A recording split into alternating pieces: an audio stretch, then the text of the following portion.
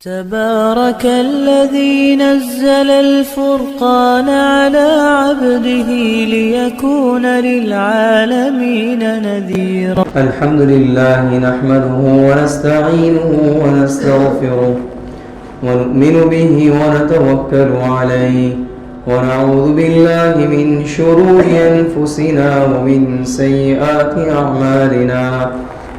من يهده الله فلا مضل له ومن يضلله فلا هادي له ونشهد أن لا إله إلا الله وحده لا شريك له ونشهد أن سيدنا ومولانا محمدا عبده ورسوله صلى الله عليه وعلى آله وأصحابه وبارك وسلم تسليما كثيرا كثيرا. أما بعد فأعوذ بالله من الشيطان الرجيم. بسم الله الرحمن الرحيم. فبما رحمة من الله لنت لهم ولو كنت فظا غليظ القلب لانفضوا من حولك فاعف عنهم واستغفر لهم وشاورهم في الأمر فإذا عزمت فتوكل على الله إن الله يحب المتوكلين. إن ينصركم الله فلا غالب لكم وإن يخذلكم فمن ذا الذي ينصركم من بعده وعلى الله فليتوكل المؤمنون. صدق اللہ العظیم. محترم بھائی اور دوستو، گزشتہ یہ بات بتلائی گئی تھی کہ اللہ کے نبی علیہ الصلوۃ والسلام کی جو صفت ہے نرم مزاجی اور اچھے اخلاق کی، اس کی تعریف کی گئی کہ ان حالات میں غزوہ احد میں جو پیش آئے، ان حالات میں بھی اللہ کے نبی علیہ الصلوۃ والسلام نے حضرات صحابہ کرام کے ساتھ سختی کا معاملہ، ڈانٹ ڈپٹ یا تان تشنی کا معاملہ نہیں کیا. اور پھر آگے فرمایا تھا وَلَوْ كُنْتَ فَظًّا غَلِيظَ الْقَلْبِ لَانفَضُّوا مِنْ حَوْلِكَ، کہ نبی اگر آپ سخت مزاج ہوتے اور ڈانٹ ڈپٹ کرنے والے، ہر بات پر غصہ کرنے والے، تو آپ اگر سخت مزاج، تند خو ہوتے، تنگ دل ہوتے، تو یہ حضرات صحابہ کرام بھی آپ کے پاس نہ رہتے. اور پھر آگے فرمایا فاعف عنہم، دل جوئی فرمائی حضرات صحابہ کرام کی بھی، تاکہ ان کی بھی دل جوئی ہو جائے. ان سے غلطی ہوئی تھی تو ان کی بھی دل جوئی کہ اللہ کے نبی علیہ الصلوۃ والسلام سے سفارش کروائی گئی کہ نبی آپ جو ہے معاف فرما دیں، اور پھر ان کے لیے استغفار بھی کریں. اور مزید دل جوئی حضرات صحابہ کرام کی یہ فرمائی کہ وَشَاوِرْهُمْ فِي الْأَمْرِ، اگرچہ جیسا بھی ان سے غلطی ہوئی لیکن ان سے مشورہ بھی کرتے رہنا ہے. اور مشورے کے سلسلے میں بہت سی باتیں بھی اس سے پہلے بتلائی تھی. پھر آگے فرمایا فَإِذَا عَزَمْتَ فَتَوَكَّلْ عَلَى اللَّهِ، کہ جب آپ جو ہے کوئی فیصلہ کر لیں، کوئی بات طے کر لیں، پختہ ارادہ کر لیں، تو پھر اللہ تعالیٰ پر بھروسہ کر لیجیے. دیکھیے یہاں پر ایک بات جو اسلام نے اصولی طور پر بتلائی، اور دنیاوی اعتبار سے یہ چیز غلط ہے، دنیاوی اعتبار سے اس کے بالکل برعکس ہے. وہ کیا؟ یہاں پر مفسرین کرام فرماتے ہیں اگر اختلاف رائے ہو جائے، جیسے مشورہ ہوا اور مشورے میں اکثریت کی رائے کچھ اور ہے اور کچھ لوگ ہیں جن کی رائے ان سے مختلف ہے. مثال کے طور پر 100 لوگ ہیں اور 100 میں سے 60 لوگ ایک طرف ہیں اور 40 ایک طرف ہے، تو یوں سمجھ لیا جائے کہ اکثر جو ہے زیادہ ہیں، زیادہ کی رائے ایک رائے زیادہ کی ہے اور باقی جو 40 ہے اس میں اس رائے میں کم ہے، اس کے خلاف جا رہے ہیں. تو اب فیصلہ کیسے کیا جائے؟ جو امیر ہے، فیصل ہے، وہ فیصلہ کیسے کرے گا؟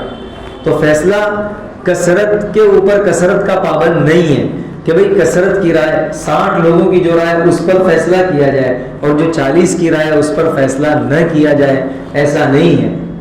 بلکہ امیر کو جو ہے اپنی ثوابدید پر عمل کرنا ہے، چاہے نہ ایک کی رائے الگ ہو اور 100 کی الگ ہو. پورا مجمع برخلاف جا رہا ہو اور ایک کی رائے الگ ہو کہ یہ ہونا چاہیے اور امیر جو ہے اسی کی رائے اس کو پسند آ جائے اور اس میں مصلحت ہو تو اس کی ایک رائے پر بھی فیصلہ کیا جا سکتا ہے. تو دنیاوی اعتبار سے اگر دیکھا جائے تو دنیا میں برعکس معاملہ ہے. پارلیمنٹ میں بھی تو مشورہ ہی ہوتا ہے اور کیا ہوتا ہے. اسی طرح ووٹنگ کیا جاتا ہے ایم ایل اے کون بنے, راجیہ سبھا, اسی طرح جتنے بھی شعبے ہیں دنیا میں. تو یہ جو چیز ہے وہ انگریزوں کی پیدا کردہ ہے. انہوں نے یہ تصور دیا کہ زیادہ کی جو جس طرف رائے ہو اس پر فیصلہ, ووٹنگ جس کا زیادہ ووٹ وہی آگے بڑھے گا, ایم ایل اے بنے گا وغیرہ وغیرہ, پی ایم بھی وہ بنے گا, سی ایم بھی بنے گا, جو بھی ووٹنگ کیا جاتا ہے. پھر اسی طرح پارلیمنٹ میں بھی تو ہوتا ہے نا فیصل کرنے والا, لیکن وہاں دیکھا جاتا ہے 400 یا جتنے بھی ہیں, اگر 220 کی رائے ایک طرف ہے تو اس پر فیصلہ ہوگا, 220 نہیں 201 ہو تو بھی ایک بڑھ گیا تب بھی. تو ہر جگہ دنیا میں یہی دیکھا جاتا ہے کہ زیادہ جس طرف ہوتے ہیں اس طرف فیصلہ ہوتا ہے اور کم کا اعتبار نہیں ہوتا. یہ قرآن کریم کا فیصلہ نہیں ہے, یہ قرآن کریم کا اصول نہیں ہے اور اسلام کا اصول نہیں ہے. اسلام نے اصول یہ بتایا فَإِذَا عَزَمْتَ, دیکھیے اللہ تعالیٰ نے اشارہ کر دیا کہ اے نبی تمام کی رائے آ جائے اور پھر اس کے بعد فَإِذَا عَزَمْتَ, آپ جس بات کو طے کر لیں. عزم تم نہیں کہا کہ سب یہ طے کر لیں, ایسا نہیں کہا. اللہ نے فَإِذَا عَزَمْتَ کہا ہے. یہ ضمیر جو لوٹائی ہے نبی علیہ الصلوۃ والسلام کی طرف کہ اے نبی آپ جو فیصلہ کر لیں گے آپ کا فیصلہ معتبر ہوگا. اب چاہے کثرت کی رائے ہو یا قلیل کی رائے ہو, اس سے کوئی لینا دینا نہیں. پھر یہ بات بھی بتلا دی کہ جو رائے دینے والے ہیں ان کو دلگیر بھی نہیں ہونا چاہیے کہ میری بات تو مانی نہیں گئی, ہماری تو سنتے ہی نہیں ہے, ہماری تو سنی ہی نہیں گئی, ہم کو تو کیا رسپانس ہی نہیں دیا گیا, ہماری رائے کو دیکھا ہی نہیں گیا. نہیں, ان کو دلگیر بھی نہیں ہونا چاہیے. انہوں نے رائے دی تھی, مشورہ دیا جو دیا تھا وہ اللہ کے لیے دیا تھا, اس کو ثواب مل گیا. تو فَإِذَا عَزَمْتَ, اے نبی آپ اگر کوئی بات طے کر لیں, پختہ ارادہ کر لیں, فَتَوَكَّلْ عَلَى اللَّهِ, پھر اللہ تعالیٰ پر آپ بھروسہ کر لیجئے. اب دیکھیں یہاں پر ایک بات بتلا دی کہ تدبیر جیسی ہی کر لی جائے, کتنی پختہ اور کتنی مضبوط کیوں نہ تدبیر کر لی جائے, لیکن پھر بھی تدبیر ہے, انسان کی بنائی ہوئی تدبیر ہے. اس تدبیر کو کامیاب بنا دینا اور اس تدبیر کو پائے تکمیل تک پہنچا دینا, یہ کام تو اللہ تعالیٰ کا ہے. سبب اختیار کر لینا تمہارا کام ہے, لیکن سبب کا نتیجہ دکھلا دینا یہ اللہ کے ہاتھ میں ہے. کامیابی اور ناکامی یہ اللہ کے قبضے قدرت میں ہے. تو فرما دیا آپ تدبیر جو طے کر لیں گے, جو فیصلہ طے پائے گا, پھر یہ تدبیر اختیار کرنے کے بعد بھروسہ تدبیر پر نہیں کرنا ہے کہ ہم تو اب کامیاب ہو کے رہیں گے. انسان کو اپنے اوپر بھروسہ ہوتا ہے کہ میں نے جو کیا وہ پرفیکٹ ہے, 100% صحیح ہے, اب تو یہ کام ہو کے رہے گا, دیکھتا ہوں میں کیسے ہوگا. تو فَإِذَا عَزَمْتَ فَتَوَكَّلْ عَلَى اللَّهِ, اللہ پر بھروسہ کیجیے. اب دیکھیں یہاں پر دوسری بات جو سبب دکھلانا ہے کہ عام طور پر توکل کسے کہا جاتا ہے, تو لوگ کیا کہتے ہیں, بس سبب کو کوئی اختیار نہ کرو, اللہ پہ بھروسہ کر لو. اللہ ہے, اللہ تو ہے ہی, پہلے بھی تھا, آج بھی ہے, آئندہ بھی رہے گا, تم ہی رہے گا. تو جب بھی کچھ کہا جائے تو فوراً توکل کا مطلب یہ ہے اللہ ہے, سب ہو جائے گا. کیسے ہو جائے گا, بیٹے بیٹے ہو جائے گا. یہ اللہ پہ بھروسہ نہیں ہے. قرآن کریم نے اس کو توکل نہیں کہا ہے, بیٹے بیٹے سب نہیں ہوتا. اگر ہو جاتا تو اللہ کے نبی بیٹے بیٹے سب کام کروا سکتے تھے. حضرت صحابہ کرام توکل ان کا ہم سے زیادہ ہے, اللہ پر بھروسہ ان کا ہم سے زیادہ تھا. تو اللہ پر بھروسے کا مطلب یہ نہیں ہے کہ نہ دکان کھولو نہ مکان خود نہیں, بس ایسے بیٹھے رہو اور مسجد میں پڑھے رہو اور 100 رکعت نماز پڑھتے رہو, دعا کرتے رہو اور جبریل آ جائیں گے. ایسا کچھ نہیں, اس کا نام توکل نہیں ہے, بلکہ سبب اختیار کرنا پڑے گا. ہر لائن کا جو سبب ہے, بیمار ہے تو علاج کرانا پڑے گا, رزق چاہیے تو ملازمت کرنی پڑے گی, نوکری کرنی پڑے گی, یا یہ کہ دکان کاروبار تجارت جو کرنا ہے تو سبب تو اختیار کرنا ہی پڑے گا. اللہ تعالیٰ نے دنیا کو دار الاسباب بنایا ہے, سبب کی دنیا بنایا ہے. سبب اختیار کریں گے. اب یہ اور بات ہے کہ سبب کے اندر تاثیر پیدا کرنا یہ اللہ کا کام ہے. دیکھیں سبب کو پھیل کرنا یہ بھی اللہ کرتا ہے. حضرت اسماعیل علیہ السلام پر چھری چلائی گئی, نہیں چلی, تو دیکھیں سبب کو ختم کر دینا یہ اللہ کے قبضے میں. حضرت ابراہیم علیہ السلام کو آگ میں ڈالا, آگ کا کام ہے جلا دینا, لیکن ابراہیم کو نہیں جلایا. فرعون دیکھیے موسیٰ علیہ السلام اور ان کا لشکر پانی میں گیا تو پانی کا کام، دریا کا کام ڈبا دینا ہے. کوئی بھی پانی میں جائے گا ڈوب جائے گا، موجیں آئے گی ڈوب جائے گا، دریا کا کام ہے. لیکن ان لوگوں کے لیے اللہ نے راستہ بنا دیا. فرعون جیسے ہی دریا میں گیا تو ڈبا دیا سب کو، سب کے سب غرقاب ہو گئے. تو سبب اختیار کرنا، تدبیر اختیار کرنا بندے کا کام ہے، اور پھر اختیار کر کے بھروسہ کرنا اور اس کے نتیجے کو اللہ کے حوالے چھوڑ دینا. نہیں یہ کہ سبب اختیار کر کے اپنے اوپر بھروسہ کرنا کہ میں نے جو کہا ہے نا وہ حرف آخر فائنل ہے، ایسا ہی ہوگا. تو یہ گویا اللہ پر بھروسہ نہیں ہوا، اپنی تدبیر پر بھروسہ ہوا. تو اسی لیے تو یہاں پر ایک بات یہ بھی بتلا دی گئی کہ سبب اختیار کر کے بھروسہ اللہ پہ کرنا یہی توکل ہے. توکل یہ نہیں ہے کہ سب چیز کو چھوڑ دینا، سب سبب کو چھوڑ دینا کہ یہ بھی نہیں وہ بھی نہیں وہ بھی نہیں اور اللہ پہ بھروسہ، یہ غلط ہے، یہ توکل نہیں ہے. اسی لیے اللہ نے کہا فَإِذَا عَزَمْتَ، سبب اختیار کیجئے، تدبیر اختیار کیجئے، اور تدبیر کر لینے کے بعد فَتَوَكَّلْ عَلَى اللَّهِ، اللہ پر معاملہ حوالے کر دیجئے کہ اللہ اب تو ہی نتیجہ دکھائے گا. برا اور اچھا دونوں تیرے قبضے میں ہے، کامیابی اور ناکامی، اور برا اچھا سب کچھ تیرے قبضے میں ہے. اب اللہ کے حوالے معاملہ کر دینا. جب بندہ اپنا معاملہ تدبیر اختیار کر کے اللہ کے حوالے معاملہ کرتا ہے تو ان اللہ یحب المتوکلین، تو ایسے ہی بھروسہ کرنے والوں پر جنہوں نے اپنا معاملہ اللہ کے حوالے کر دیا، اللہ کے سپرد کر دیا، ایسے بندوں کو اللہ تعالیٰ محبت کرتا ہے، ایسے بندوں سے پیار کرتا ہے. اور ایسے بندوں سے جب اللہ تعالیٰ محبت کرے اور پیار کرے اور پسند کرے تو پھر ایسے لوگ ناکام نہیں ہوتے اور خسران اور نقصان اور گھاٹے اور تباہی سے وہ بچ جاتے ہیں. لیکن توکل کی تعریف پھر قرآن کریم ہی کی نظر میں بہت سے ڈھیر سارے واقعات ہیں کہ توکل یہ نام نہیں ہے، جیسا کہ بہت سے لوگ ایسا ہی کہتے ہیں اللہ ہے ہو جائے گا. ایسے کیسے ہوگا؟ کچھ کرو، بیٹھے بیٹھے کچھ نہیں ہوتا. بہت سے لوگوں کی زبان سے دیکھا ہوگا وہ ان کی زبان پر یہ یعنی توکل کا غلط معنی لیتے ہیں کہ اللہ پر بھروسہ کر لیا اب اللہ تعالیٰ کر دے گا. کیا سبب اختیار کیا ہے؟ جیسے بچہ چاہیے تو ایک آدمی مسجد میں پڑھا رہے، سالوں سال تک مسجد میں پڑھا رہے، اللہ بچہ چاہیے بچہ چاہیے، کیسے بچہ ملے گا؟ اس کے لیے شادی کرنی پڑے گی. ابھی بغیر شادی کے بچہ چاہیے بچہ چاہیے، تو سبب اختیار کر پھر اس کے بعد اللہ پہ بھروسہ کر. یہ ہے توکل کا معنی شارٹ کٹ میں جو بتلایا. تو توکل کا مطلب یہ ہے سبب اختیار کیا جائے، تدبیر اختیار کی جائے، اور پھر تدبیر اختیار کر کے بھروسہ اللہ کے حوالے معاملہ کر دیا جائے. تو اسی کو کہا ان اللہ یحب المتوکلین، ایسے بھروسہ کرنے والوں کو اللہ تعالیٰ پسند فرماتا ہے. اور وَمَن يَتَوَكَّلْ عَلَى اللَّهِ فَهُوَ حَسْبُهُ، اور جو بھروسہ اللہ پہ کرے گا وہ کافی ہے، اس کے لیے صرف اللہ کافی ہے، دوسرے کی ضرورت نہیں ہے. اور پھر ایک اور بات بتلا دوں، حدیث شریف حدیث قدسی ہے، اللہ تعالیٰ فرماتا ہے انا عند عبدی ظن عبدی بی، کہ میں جو ہے بندے کے گمان کے مطابق کام کرتا ہوں. یعنی کتنے لوگ کہتے ہیں نا میں تو ایسا ہی، میرے ساتھ تو ایسا ہی ہوتا ہے، میرے ساتھ تو ایسا ہی ہوتا ہے، اپنے تو ادھر بھی پیسہ ڈالو ادھر جاؤ اپنے ساتھ تو ایسا ہی ہوتا ہے، اپنے تو لکی جیسے ہیں نہ، پھر وہ اس کا ذہن ہی ایسا ہوتا ہے. تو اللہ تعالیٰ بھی ایسا ہی بھی معاملہ کرتا ہے. انا عند، اللہ تعالیٰ کہتا ہے تو مجھ سے اچھا گمان کر، اچھا ہم ایسا ہی معاملہ کریں گے، اور برا گمان رکھے گا کہ یہ تو ایسا ہی ہوتا ہے، اللہ تو ایسا ہی کرتا ہے، میرے ساتھ تو ایسا ہی ہوتا ہے، تو پھر اللہ تعالیٰ اس کے ساتھ بھی ایسا ہی معاملہ کرے گا. حدیث قدسی اللہ تعالیٰ فرماتے ہیں تم اپنے گمان کو میرے بارے میں اچھا کر لو، کہ نہیں میرا اللہ مجھ سے جیسا کرتا ہے اچھا کرتا ہے، اس سے اچھا کوئی نہیں کرتا. تو ایسا ہی معاملہ اللہ تعالیٰ اس کے ساتھ کرے گا. آگے فرمایا ان ینصرکم اللہ فلا غالب لکم. اب دیکھیے غزوہ احد میں حضرات صحابہ کرام کو جو حسرت ہوئی تھی کہ ہم سے غلطی ہو گئی، سیدھی بات ہے غلطی ہونے کے بعد انسان کو پچھتاوا ہوتا ہے، حسرت تو ہوتی ہے نا، یہ ہم سے کیا ہو گیا، ہم کیسے مغلوب ہو گئے، ہار گئے اور وہ دشمن غالب آ گئے.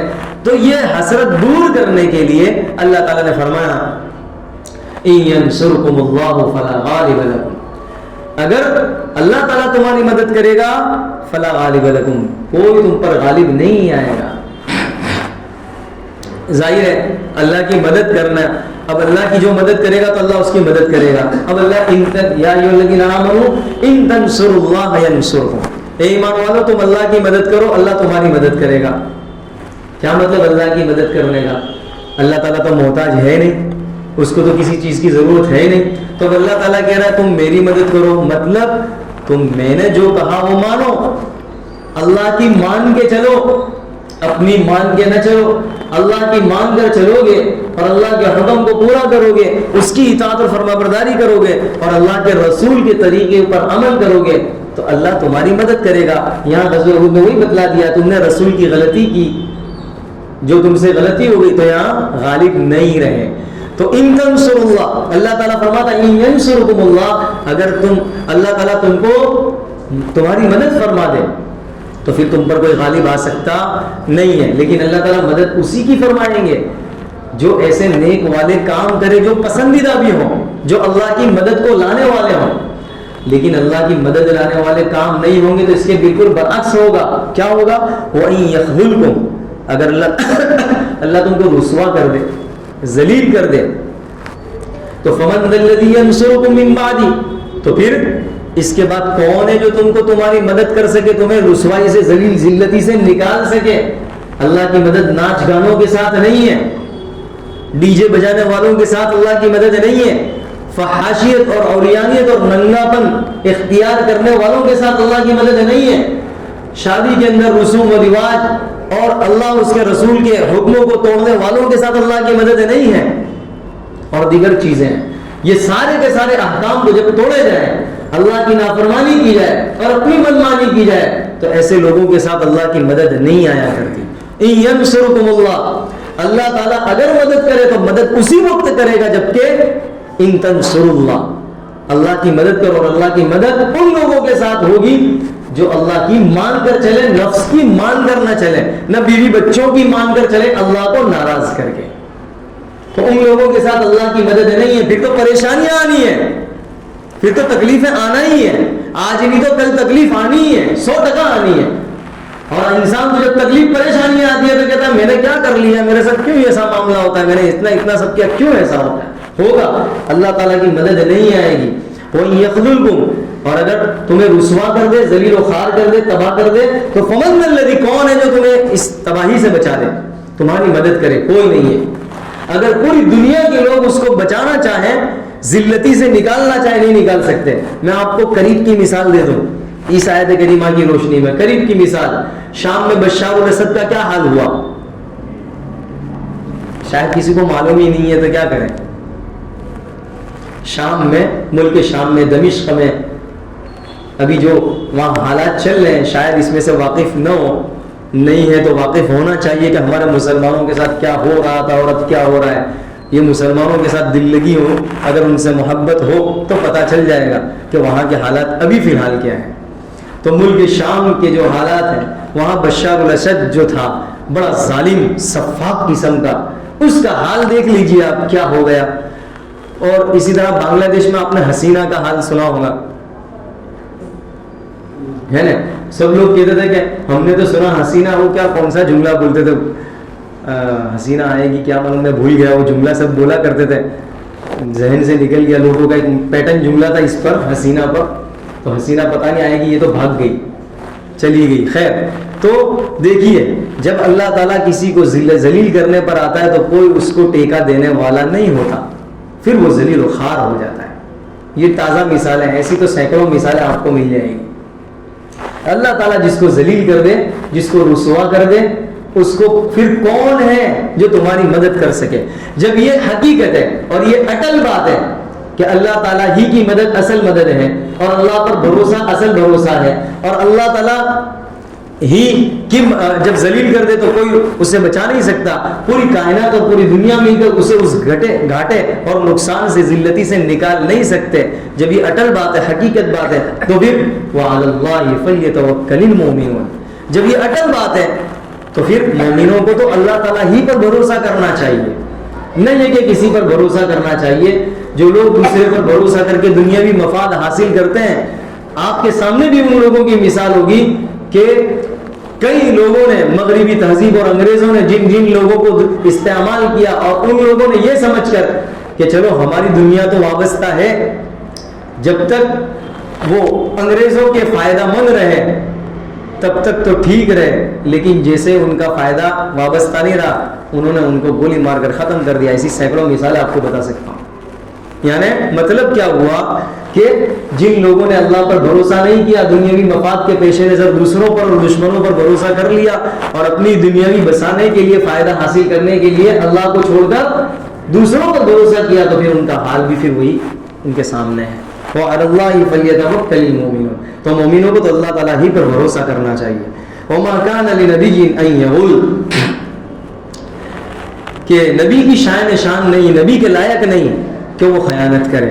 اب دیکھیے یہ جو آیت کریمہ ہے تو مفسرین کرام فرماتے ہیں کہ غزوہ بدر کے متعلق یہ واقعے سے اس کا تعلق ہے کہ غزوہ بدر کے اندر مال غنیمت جو تقسیم ہوا, جیسا کہ مجاہدین جب جنگ کرتے ہیں, اور یہ اصول ہی ہے کہ جب جنگ کریں اور دشمن پر غالب آ جائیں تو دشمن جتنے بھی ہاتھ لگے وہ قیدی قبضے میں آ گئے, غلام باندھی بنا لیا جائے گا. یہ اسلامی قانون ہے. اور اسی طرح ان کا جتنے بھی ہتھیار ہیں, آج بھی تو ایسا ہی ہوتا ہے, بس اتنا ہے کہ غلام باندھی نہیں بنا لیا جاتا, لیکن ان کے ہتھیار قبضے میں آ جاتے ہیں. آپ نے بھی سنا ہوگا مجاہدین کے دشمن کے جتنے ہتھیار مجاہدین کے قبضے میں لگے یا ان کے قبضے میں ہتھیار لگے, سب پر قبضہ, ٹینکوں پر قبضہ, توپ پر قبضہ, سب پر قبضہ. یہ تو ہے, آج بھی ہے, قبضہ ہو جاتا ہے ساری چیزوں پر, اور یہاں تک کہ ملک پر بھی قبضہ, جیسا کہ ابھی چل رہا ہے. تو جس چیز پر غالب آتا ہے وہ ساری چیزوں پر, جو بھی غالب آئے گا قبضہ کر لے گا اس کی ساری چیزوں پر. تو مال غنیمت اس کو کہا جاتا ہے مجاہدین کی اصطلاح میں, اور اسی طرح اسلام کی اصطلاح میں جو قبضہ کر لیا جائے مال غنیمت. اور یہ سب سے پاکیزہ مال, سب سے پاکیزہ مال, حلال مال, ایک نمبر کا, یوں سمجھو ایک کوالٹی مال غنیمت. تو یہ جو مال غنیمت ہے, تو یہ غزوہ بدر میں جو ہاتھ لگا مسلمانوں کے, مجاہدین کے, تو اس مال غنیمت میں ایک چادر یا ایک کمبل نہیں پائی, پتہ نہیں کہاں چلی گئی ہوگی. تو اب بعض لوگوں نے یہ خیال کیا کہ شاید حضور نے چادر نہ لے لی ہو یا کمبل نہ لے لیا ہو. اب اگر یہ جو کہنے والے ہیں یا خیال کرنے والے اگر منافقین ہیں تو کوئی حرج کی بات نہیں. منافقین تو وہ تو موقع ہی تلاش کرتے کہ موقع آئے اور ایسا افواہ پھیلا دی جائے. منافقین کا کام تو یہی ہے. اور اگر مسلمان ہیں ایسا کہنے والے کہ حضور نے لے لیا, تو انہوں نے یہ سمجھ کر کہا ہوگا کہ حضور کو جو ہے اختیار حاصل ہے, وہ لے سکتے ہیں, ان کو اختیار ہے, چونکہ ان کے جیسے کہ اللہ نے کہا نا کہ آپ کا اتنا حصہ, تو یہ سمجھ کر مسلمانوں نے کہا ہوگا کہ بھئی حضور کو اس کا اختیار ہے کہ وہ کچھ بھی لینا چاہے لے سکتے ہیں, یہ سمجھ کر کہا. بہرحال جو جیسا بھی کہا, تو اللہ تعالیٰ نے تردید فرمائی, چاہے منافقین کہنے والے ہو یا مسلمان کہنے والے, اللہ نے یہاں پر تردید فرما دی کہ ایسی بات نہیں ہے, نبی کی شان نہیں ہے کہ وہ خیانت کرے مال غنیمت میں, کہ اس میں سے کچھ لے لے, مسلمانوں کو اطلاع دیے بغیر اور وہ ایسے ہی رکھ لے. نبی تو معصوم ہوتا ہے, خیانت نہیں کرتا, وہ جھوٹ دغا دھوکے بازی نہیں کرتا, وہ تو پاک باز ہوتا ہے, معصیت سے گناہ سے پاک صاف ہوتا ہے, تو وہ خیانت نہیں کر سکتا. وما کان لنبی ان یغل, نبی کی شان نہیں کہ وہ خیانت کرے. اب دیکھیے یہ یغل کہا ہے, غلول مطلب یہ ہے مال غنیمت میں خیانت کرنا. اب دیکھیے مال غنیمت میں خیانت کو بھی غلول کہا جاتا ہے, اور اس کے علاوہ جتنی چیزیں ہیں, چوری, خیانت, عام مال, اس کے علاوہ مال غنیمت کے علاوہ جتنا بھی مال ہے ان کے بارے میں بھی یہ غلول کا لفظ استعمال ہوتا ہے. گویا کہ یہاں عام سمجھ لیں کہ دیکھیے خیانت وہ نبی نہیں کر سکتا, ایسی اس کے شان نہیں ہے. تو مال غنیمت میں خیانت کو بھی غلول کہا جاتا ہے, اس کے علاوہ جتنی چیزیں ہیں چوری وغیرہ اس کو بھی غلول کہا جاتا ہے. اب دیکھیے مال غنیمت میں خیانت کا جو جرم ہے, مال غنیمت میں جو چوری کا جرم ہے وہ عام چوریوں سے زیادہ ہے. اس کی وجہ کیا؟ جیسے کہ عام چوری مطلب کسی کی پرائیویٹ چیز تھی, کوئی موبائل تھا یا اور کوئی چیز تھی, کسی نے چورا لی, تو یہ جرم تو ہے, لیکن وہ مال غنیمت کے جرم کے مقابلے میں یہ ہلکا ہے, وہ زیادہ ہے. کیوں؟ اس لیے کہ مال غنیمت میں تو جتنے بھی مجاہدین جو جنگ کرنے والے سب کا حق ہے, اس پر سب کا حق لگتا ہے. اب ظاہر ہے سب کا جو حق تھا, ایک آدمی ایک چیز لے لے گا تو اس نے اتنے ساروں کا حق مار دیا, اب سب کا حق مار دیا. اب اگر اس کو کوئی اللہ تعالیٰ نے توفیق دی, بعض مرتبہ ایسا ہوتا ہے نا, گناہ کرتا ہے, نافرمانی کرتا ہے, دل میں کسی کا بیان سنا یا اور کوئی چیز ہو گئی تو دل میں خیال آیا کہ نہیں مجھے معافی مانگنی چاہیے, مجھے ایسا نہیں کرنا چاہیے. اب معافی کی شکل ہی نہیں ہوگی. کیوں؟ کتنے ساروں لوگوں کو معاف کرے گا یا کتنے ساروں لوگوں کو تقسیم کرے گا, کیا کرے گا؟ اس لیے کہ ہزاروں کی تعداد میں لوگ ہیں, اب اس کو یہ بھی معلوم نہیں کہ کون شریک تھا کون شریک نہیں تھا. ان تمام لوگوں کا حق اس نے جو مار دیا, تو اب اگر توفیق بھی ہوئی تو معاف بھی نہیں کرا سکے گا اور ادا بھی نہیں کر سکے گا, مشکل کام ہے. اب کیا ہوا, حق تو باقی رہا. تو اس لیے یہ جو جرم ہے وہ بڑا سنگین جرم ہے دوسری چوریوں کے مقابلے میں, کہ اس لیے کہ دوسری جو چوری ہے اس لیے کہ وہ مالک ہے, کبھی دل میں خیال آیا توبہ کا, جا کر معافی مانگ سکتا ہے یا ایک چیز ہی دے سکتا ہے, تو یہ تو آسان ہوا نا. اس لیے وہ جرم سنگین جرم ہے مال غنیمت کا. بالکل اسی طرح انشاءاللہ اس سلسلے میں کچھ تفسیر بھی ہے, بہت ساری باتیں بھی ہیں, جیسا کہ مساجد ہے, مدارس ہے, خانقاہ ہے, وقف کا مال ہے. انشاءاللہ اس سلسلے میں جو تفصیل ہے وہ انشاءاللہ آئندہ بتلائی جائے گی اس آیت کی ضمن میں. اللہ تعالیٰ مجھے اور آپ کو عمل کی توفیق عطا فرمائے.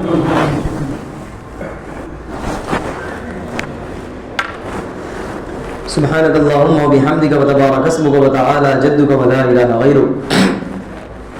اللهم صل على محمد وعلى آل محمد كما صليت على إبراهيم وعلى آل إبراهيم إنك حميد مجيد. اے اللہ ہمارے گناہوں کو معاف فرما. اے اللہ بالیقین ہم گنہگار ہیں, خطا کار ہیں. اے اللہ بہت گناہ کیے ہیں. اے اللہ ہم نے تجھے بہت ناراض کیا ہے. اے اللہ بالیقین اے اللہ یہی گناہوں کی نحوست ہے کہ اے اللہ ذلیل و خوار ہو رہے ہیں. اے اللہ ذلیل و خوار ہو رہے ہیں. اے اللہ دشمن اے اللہ غالب آ رہا ہے. اے اللہ وہ جو چاہے کر گزر رہا ہے. اے اللہ ہمارے گناہوں کی نحوست ہے. اے اللہ تیری نافرمانی کی نحوست ہے, تجھے ناراض کرنے کی یہی نحوست ہے. اے اللہ تو ہمیں اپنا بندہ بنا لے, ہمیں اپنا بندہ بنا لے. اے اللہ اپنا بندہ بنا لے. اے اللہ ہم جانتے ہیں کہ قرآن کریم میں یہ فیصلہ ہے کہ تیری نافرمانی کے نتیجے میں تو ذلیل و خوار ہو جاتے ہیں, پھر بھی اس کے باوجود اے اللہ نفس و شیطان کے دھوکے میں آ کر ہم تجھے ناراض تو کر ہی دیتے ہیں. اے اللہ معاف فرما دے. اے اللہ معاف فرما دے. اے اللہ اپنی نظر کرم ہم پر ڈال دے. اے اللہ اپنی رحمت کی ایک نگاہ ہم پر ڈال دے جو ہماری زندگیوں کو بدل دے.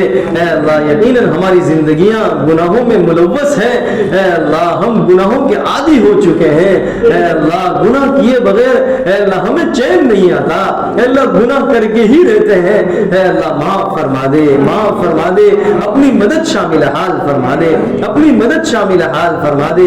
اے اللہ اپنی رحمت سے ہمیں ڈھانپ لے. اے اللہ اپنی رحمت سے ہمیں ڈھانپ لے. اے اللہ یقیناً اے اللہ اگر تو ہمیں چھوڑ دے تو ہمارا کوئی اے اللہ سہارا نہیں ہے. اے اللہ فقیر, اے اللہ فقیر اور بیکاری اگر لوگوں کے پاس مانگنے جائے اور ایک منع کر دے تو وہ دوسرے کے پاس جا سکتا ہے, وہ تیسرے کے پاس جا سکتا ہے. لیکن اے اللہ ہم ایسے فقیر ہیں جو تجھ سے مانگنے والے ہیں. اگر تو ہمیں چھوڑ دے تو ہمارے پاس تیرے علاوہ کوئی دوسرا نہیں ہے. اے اللہ صرف تو ہی ہے. اے اللہ ہمیں رد نہ فرما.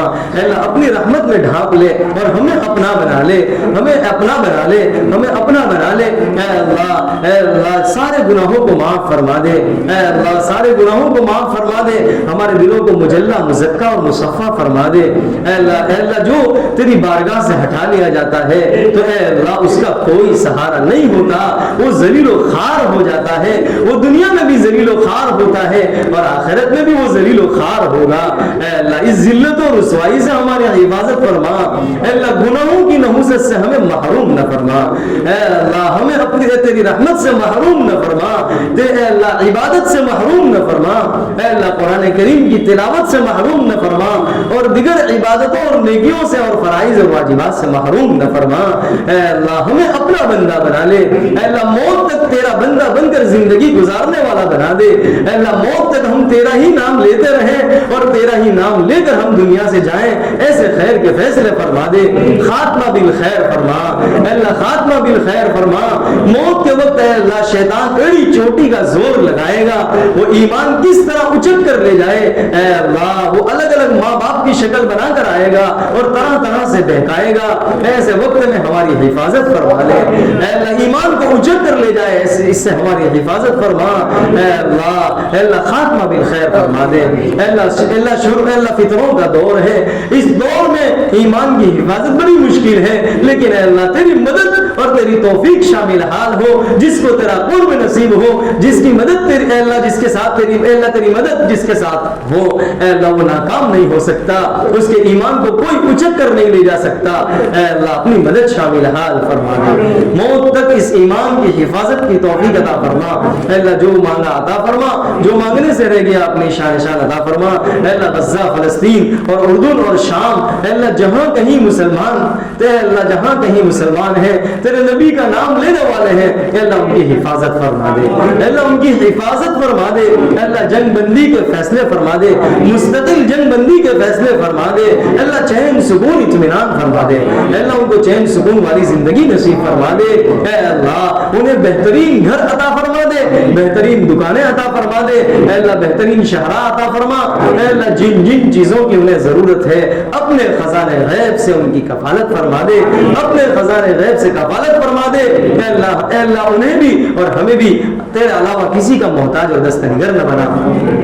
ہماری تمام ضروریات کو اپنے خزانے غیب سے پورا فرما دے. اے اللہ یہاں موجود تیرے بندوں اور بندیوں میں سے جس کے دل میں جو نیک اور جائز مرادیں اور تمنا ہے جس کو تو خوب جانتا ہے, اے اللہ اپنے فضل و کرم سے پورا فرما دے, اپنے فضل و کرم سے پورا فرما دے. اے اللہ تیرے گھر کی بار بار کی حاضری نصیب فرما دے. اے اللہ یقیناً ہم اس قابل نہیں کہ اے اللہ تیرے گھر کی ہم حاضری اے اللہ حاضر ہو سکے, لیکن اے اللہ تو نے بغیر مانگے بہت کچھ عطا فرما دیا, ایمان جیسی دولت عطا فرما دی, بار بار کی وہاں کی حاضری بھی نصیب فرما دے. اے اللہ بار بار کی حاضری نصیب فرما دے. اے اللہ ربنا تقبل منا انك انت السميع العليم وتب علينا انك انت التواب الرحيم. وصلى الله على النبي الكريم. سبحان ربك رب العزة عما يصفون وسلام على المرسلين والحمد لله رب العالمين برحمتك يا ارحم الراحمين.